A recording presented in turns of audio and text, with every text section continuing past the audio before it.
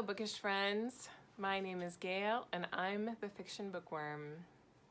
So welcome to my February mid-month update. I know it's a little bit past mid-month. I was debating about doing this last weekend, and I didn't really feel like I had enough books completed or didn't know what the rest of the month was going to look like with regard to finishing my books. And so I thought, well, I could probably just do an end of the month wrap up, but I decided that I'm on track to have read probably at least 8 books, maybe even closer to 10. So I want to do a mid-month update so that the next video isn't quite so long. So I have had a great reading month, I feel like. Despite the fact that it's been kind of a challenging month for me health-wise, but I've really been enjoying, I've been struggling to read print or ebooks, especially print books this month. I just fall asleep too quickly when I read them, and it's been hard to focus on them, but I've been doing great with audiobooks. I decided to get an Audible subscription, and I also got an Audible Escape subscription this month. And so I've really been enjoying that. There are a lot of books in there that are on my list that I would like to read. I think I got a free Audible Escape for 2 months, so I'll be doing that again in March. And there is actually a series that I started this month that is kind of been a deep hole for me. I've just been wanting to read those books, despite the fact that I have others on my list that I need to read. One for book club and a couple of advanced reader copies that I need to get done yet this month. But anyway, let me talk about those books. I'm excited to talk about it. So the first book that I finished in January is The Family Gathering by Robin Carr, and I actually listened to this on audio. This is part of her Sullivan's Crossing series, which is a series that's set in Colorado on the Rocky Mountain hiking trail.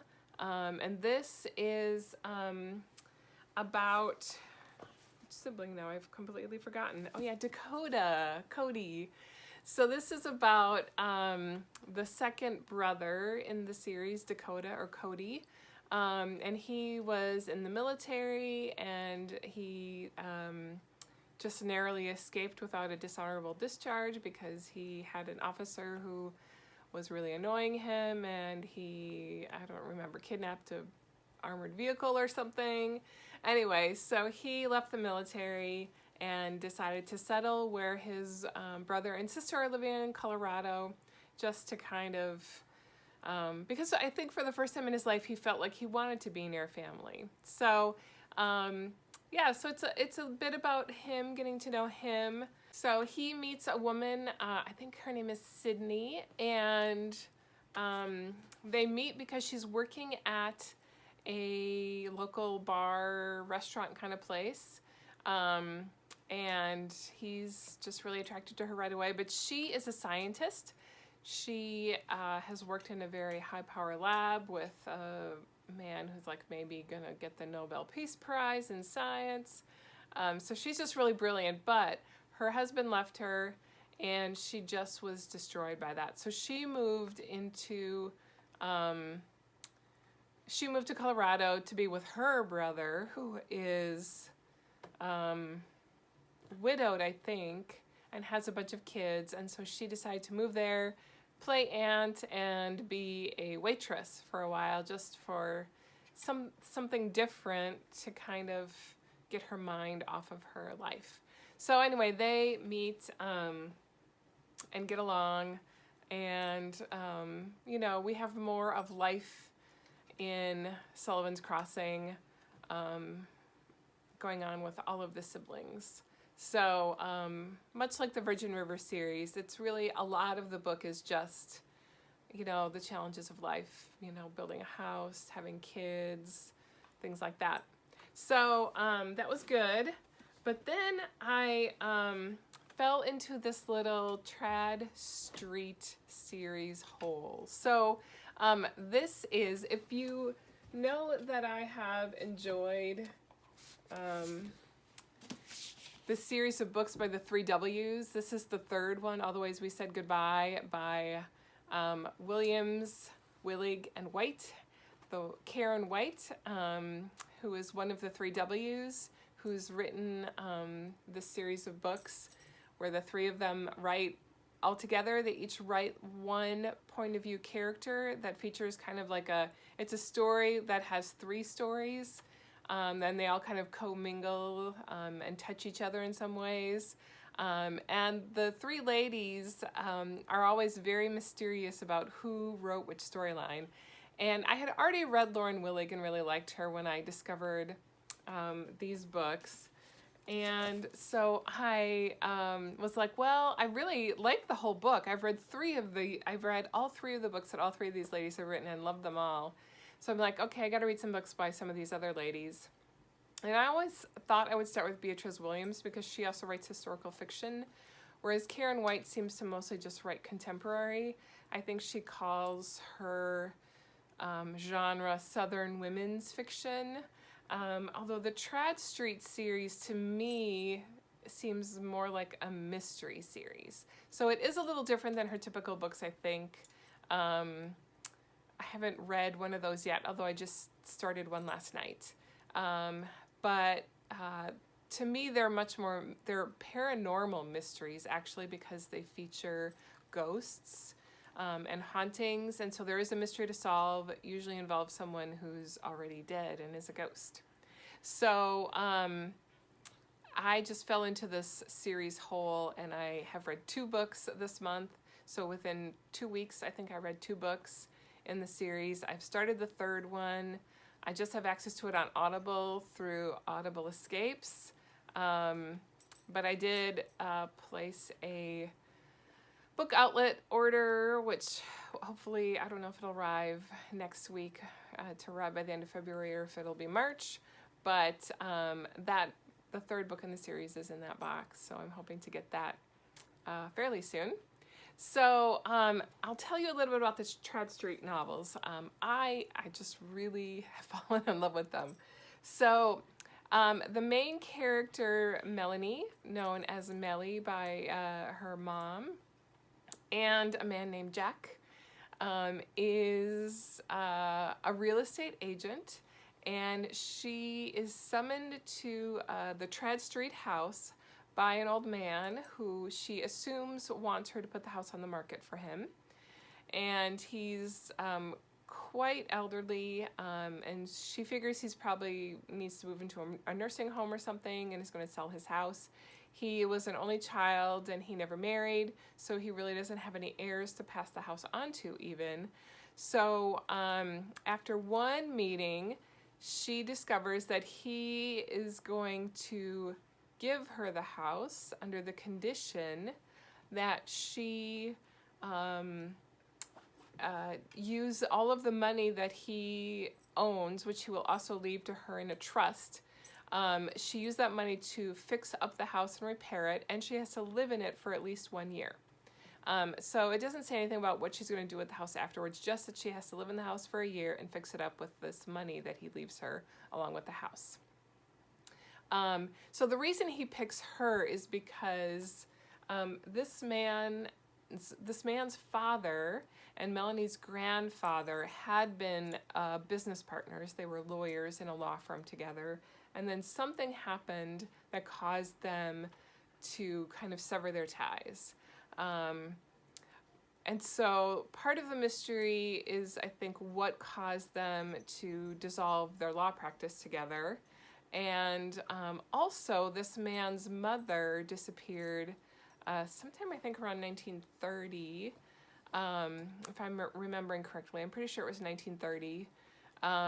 When he was 7 years old, his mother disappeared, and so did another kind of well-known man in Charleston, where the story is set, who was kind of more on the criminal side. He was like a bootlegger and stuff, and he also disappeared. And I think it seems like he was maybe interested in the mother, and so part of the rumor was that they had an affair and ran off together. This man didn't really believe that that was the case because he was pretty sure that his mom loved his father, and that he loved her, and that he wouldn't ever want to leave his mother wouldn't ever want to leave him. So that's the mystery, is trying to figure out what happened to this man's mother, and how is this other man who disappeared involved. And so it is a really interesting story. I think that you have to be open to the supernatural part. It's a little bit, I didn't really think it was scary or creepy in any way. I mean, there's an evil spirit in the book, but they have a little more power than I would think they would in the world. So that part to me seemed a little to strain credibility a little bit. But I just love the characters so much. So we meet Melanie, we meet her dad. Her relationship with her dad has been strained because her dad was an alcoholic, and he basically raised her from about the age of, I don't remember, 7 or 9 as well, because Melanie's mother also left her when she was like 7 or 9 years old. We meet Melanie's best friend, Sophie, and one of Melanie's real estate clients is a new professor who she thinks is perfect for Sophie, and so she kind of, because they're both artistic and they're both interested in old buildings, she kind of recruits them to help work on the restoration of this house. There's this man, Jack, who is the son of her mother's best friend, and he is a historical true crime writer. And so he approaches her because he is also interested in the case of this woman and man who disappeared. And so he says, well, I want to write a book about this case. So he says, hey, Melanie, I'll help you with the restoration if you'll give me access to the papers in this house in the attic so that I can solve this mystery and write a book about it. So, oh, and then there's also a dog. I am a dog lover, as you may know. I'm sitting here petting my dog while I'm talking to you. And Karen White is also an avid dog lover. And so there is a little dog. His name is General Lee, which I can't say I really like his name, but he is a very funny little dog. And Melanie is not a dog lover, and so she really tries hard to give General Lee away, because General Lee also comes with the house. So she not only has to take care of the house, but she has to take care of the dog. So he's just a very cute little dog, despite his name. Anyway, so yeah, there's a lot going on. There's a lot for me to love. I have also read the second book, which is it's called The Girl on Legree Street. I would have called it Laguerre Street, but I started listening to the audio version of the book because I was having trouble.